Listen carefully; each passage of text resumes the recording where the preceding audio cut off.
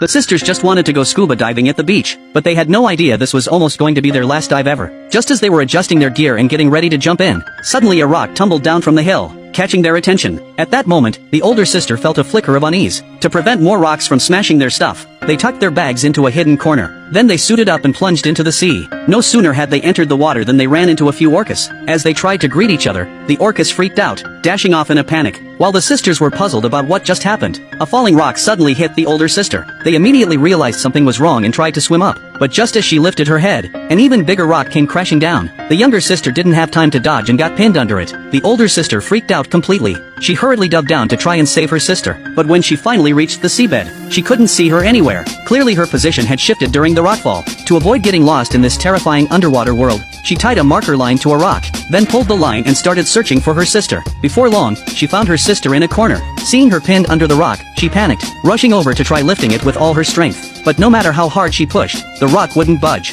Her sister then called her over, telling her to grab the glow sticks from her pocket, place them around as markers, and then go get help on shore. Once on shore, the older sister quickly stripped off her gear, ready to grab her phone and call for help. But when she ran to her bag, she realized both their backpacks were buried under fallen rocks. She desperately tried to reach in and grab anything, but no matter how far she stretched, she couldn't get anything. So she used the walkie-talkie to contact her sister underwater to figure out a plan. Her sister said there was an oxygen tank and a car jack in the car, and with the jack, she could lift the rock and be rescued. Hearing this, the older sister set her timer to 15 minutes, because her sister's oxygen would only last that long. Then she ran toward the car. Just coming up from the sea, she was clearly exhausted, but she didn't stop and tried to open the car door. Unfortunately, without the keys, it wouldn't budge. She had to come up with another plan. She picked up a rock from the ground and smashed it against the glass, but the window was insanely tough now. After smashing it countless times, the glass finally gave way. She immediately grabbed the oxygen tank, then climbed into the car to try opening the trunk. After searching for a while, she realized the car didn't even have a trunk release. This made her furious. With nothing else she could do, she pounded on the steering wheel to vent her frustration.